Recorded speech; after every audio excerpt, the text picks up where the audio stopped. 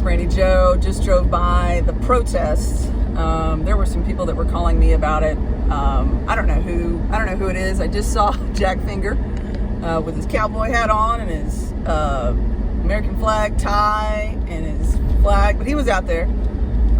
Didn't see anybody else I knew, but that's not the point. The point is that this is great. You know, declaring your dislike for something in the way of protest, that's America. But my frustration is that we didn't know about this. And we didn't know about this because we weren't paying attention. There's no organized, there's no one that's saying this is what is happening, this is what we need to do. Let's get fired up and let's be part of the process and be part of the process of solution and not piss and moan after the fact when really we can't do anything, because it is a serious problem. I interviewed Don White Fosdick, that's CEO of CAM, Christian Assistance Ministries, this morning. They are feeling not the ripple effect, because it's like a big bomb has gone off, and then you get the after effects and the ricochet, and you get this chaos and this destruction on the blast zone. When Cisco and I and Robert and Kyle were there on Saturday, we estimated with the people that we were talking to that there was 200 to 300 people coming in every day. What is being told to me today, that there's 800 people being processed now. So there's this exponential tidal wave of people that are putting a burden on our local resources that we already had problems in, that now we're supposed to be responsible for these new people that are coming in. And that's what is so frustrating to everybody that is trying to, there's no way to solve this. It's to just deal with the issues. There is no product or placement or strategy in place to say there's now cumulative over, I would gather, 1,500 people that are now in Bexar County, Travis Park, San Pedro Migrant Center, that are flowing into our community, and they are relying on us, they're relying on us to process them and to get them where they need to be. Now, the issue that CAM in particular is facing right now is they're set up for a certain amount of people. CAM is a great facility. It's a great organization because they don't take government money. They're privately funded, and that's why I support them. They have an influx of, first it was like 10, and then it was 15, and now it's 25, and then it was 25, and now it's 60. 60 immigrants, 60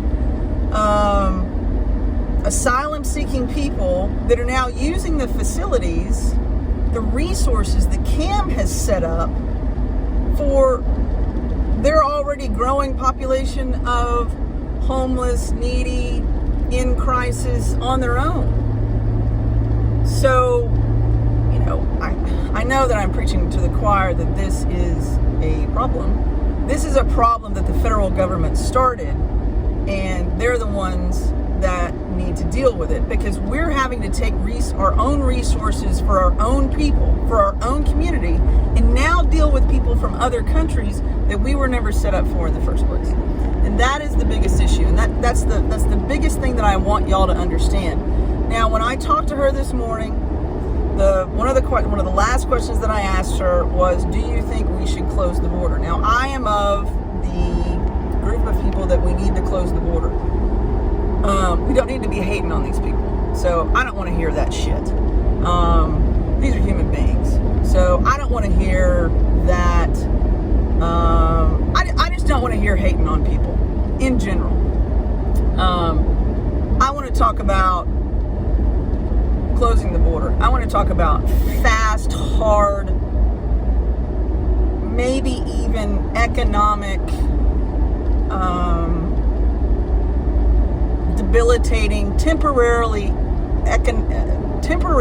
economic issues that we will have to face if we close the border.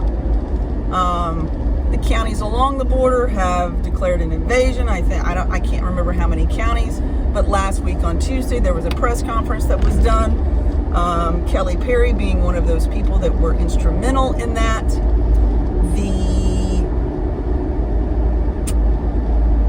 That's great. And within hours, Governor Abbott issued a statement. He did not close the border.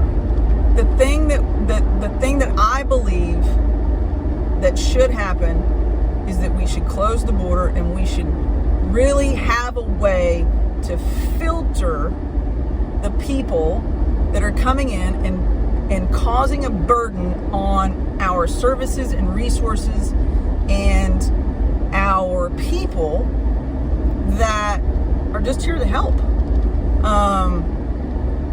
I think the city needs to be more involved. The mayor's office, I don't think they have a clue what is going on. I talked in detail about that with Dawn, and you'll hear that in her interview later.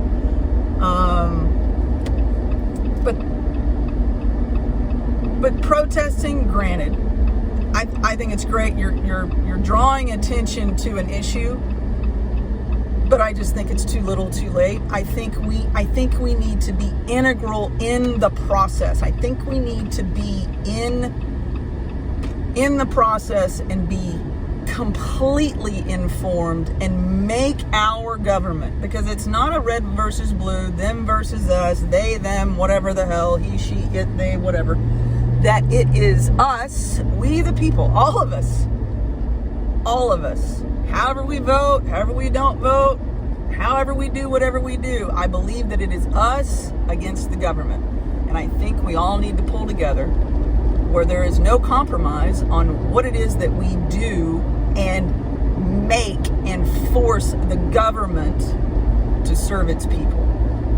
So just think about those things in my 7 minutes and 46 seconds. Hopefully you got all the way to the end of this video. That's it for now.